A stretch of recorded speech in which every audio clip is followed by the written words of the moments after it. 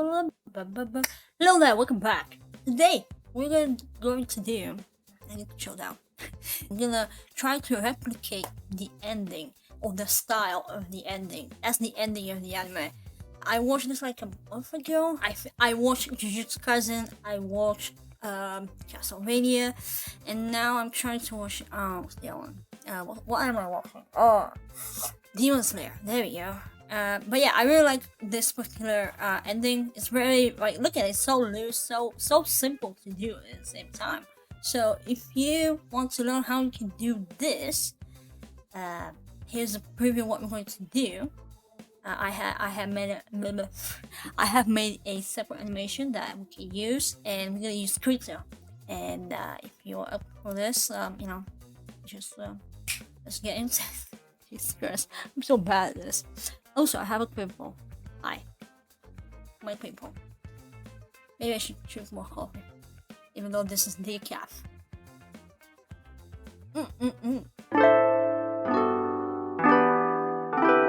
I have my animation ready. I'm not gonna teach you how to do this particular animation because what you need to do is to first analyze the style. As I showed you in the beginning, this is the style that we're going for here. If I stop on any frame, we're gonna analyze the style.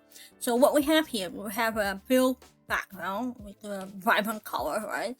And we have this animation happening that has thick black lines, and the coloring is actually going outside the lines, which is not very typical. But the artistic effect is actually very cool, as it's not supposed to be serious because then again this is the ending. My hair is everywhere. Yeah, it's hot in here. Okay. Yeah, in the UK it's hot. And the thing is, in the UK, people they don't know what is an AC unit. They have never heard about this. You rarely see it in someone's home or in the transport. It's ridiculous. Anyway, I'm not gonna complain. We get the style, right? We need to have animation with thick lines, not necessarily thick lines, but black lines, and the rest is up to us. Now, what I have here, I have this little animation.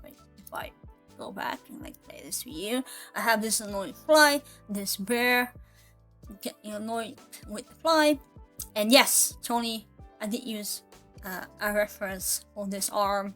Okay, I use my arm as a reference. I mean, you can see the not really. Tony on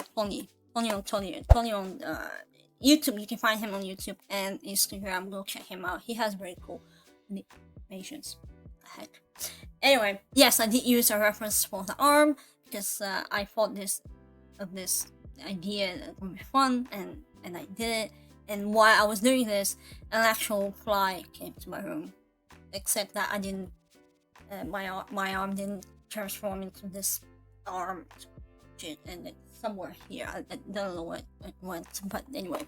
So we have our animation. That's what I'm trying to say. First step is to do your animation, to do your cleanup of your animation. So we have the animation with the cleanup lines. I have the bear on one layer, so the whole animation of the bear is on one layer.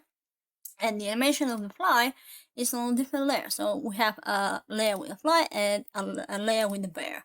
So these two layers, as you see here, they have a couple of keyframes. This is where our animation is happening. And I decided to color the fly's frames in yellow, and the bear frames are with I think the standard blue. It's important because now we're gonna start adding the color. Let's just first do the bear. The coloring of the bear. Once you have your animation done, like this, it's good to go here on this plus button and create another new layer. On that new layer, we can double click on that and we can color that. We can say that this is the color bear, so we know what we're talking about, and that color bear will be beneath the layer of the bear. What we need to do from here is to basically follow the animation that we already have. So I'm gonna get my pen, and on the first frame over here, and we're gonna look at these frames. We're not going to bother with the fly frames, the fly keyframes, because first we want to do the bear, right? So we're gonna color based on the frames of the bear. So the first keyframe that we're gonna create empty keyframe with this button over here. You make sure you select your first keyframe on your new layer over here, and then click this button, and you have an empty frame, an empty keyframe, on which now you can color.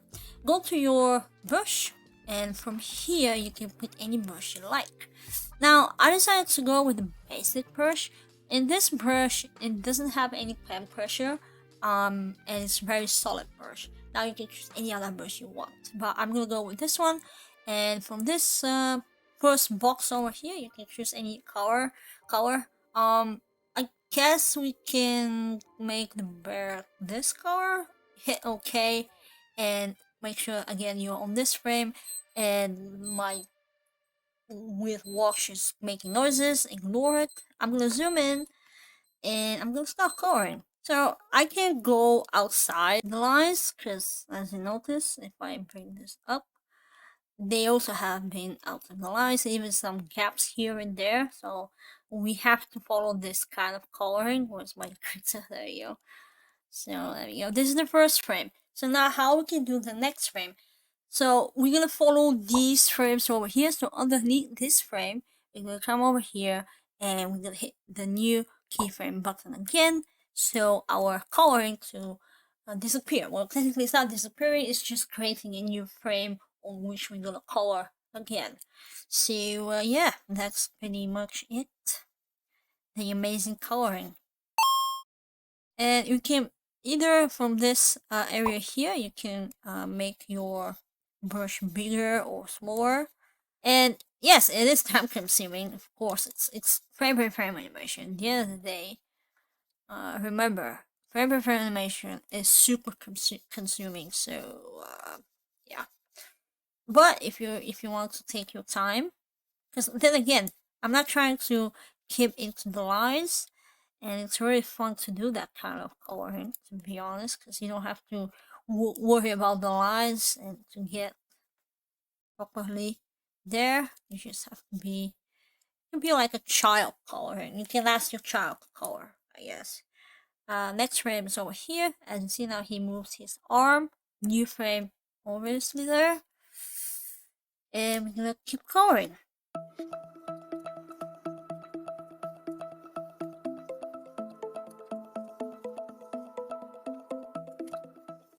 Now, at the end, well, it's not at the end, but what's gonna happen here if I just scroll this? As you can see, the only animation happening is on his thumb. So what I can do is to save myself some time. Yeah. So I can copy these two frames. If I hit Control and select the second frame, if I hit the right button, then I say copy the keyframes. And on the next frame that I want, where the next animation is happening, I can hit the right button again and place frame. One more time over here, and I can again paste these. So now, if I play this, there you go, we get this this effect, and we can actually expand these keyframes. We can come here, paste again, and again. There you go. So now we can play and see what we have here so far. And it's really, I mean, you're saving time because you're not like drawing again and again. You just have two frames, the last two frames, and you just paste them, and you still get this effect. So you don't have to control that. Technically, the animation is staying the same except for the front here that's moving, but that's all it's happening. So the other thing what we can do is we can color this area as well, and we don't have to create a new layer for that. We can paint on top of this. We just need to change the color. Well, let's just go back again, and through all the frames that we have here on this color layer bear, there we go. I can just color this area here, the mouth area. Yeah, you can pick any other color. I don't know why. Now my bear looks very feminine. I don't know. I'm not judging it, but it looks like a pig. Or could be. Now the coloring is faster because again the area is smaller, and I already have my frames, and I'm just repeating them. And I'm not gonna copy these because they already been copied. I did one more. Oops. So now I can go back. Yep, it's working fine. We can color the phone, the same idea there. If I go back to this frame, come on, to this frame, I can change the color of my brush. Down. Is this blue okay? I guess it is. So, to make my work faster, I can use the arrow keys, the bracket keys on your keyboard to move through the frames. And again, I'm not trying to fit into the lines. I mean, I even color some of his hand over there. This is what we have. And apparently, I missed here this frame over here. I can go back, hit Control to pick a color, and then go forward and then color this. Let's see the next one. This one's okay. So sometimes you can miss a frame, but if you notice it, you can always go there and actually fix it. Right now, is instead of we're gonna put this behind the fly, this layer behind the fly. I don't need the fly, so fly and then color fly. So here, as you see, we can actually follow these keyframes rather than the keyframes below, because this is the animation for the fly itself, right? So on this first keyframe, I can hit new keyframe, so I can call the fly. So on next frame should be this one, because we're looking the layer above. So now we're gonna create a new layer and we're gonna color the fly. Next frame should be here, same. And here at the end frame, we need to remove the color, so we have to make a new empty keyframe so the color disappears. And if I go from the beginning and play this, we have the fly and we have the same animation happening, and so far so great.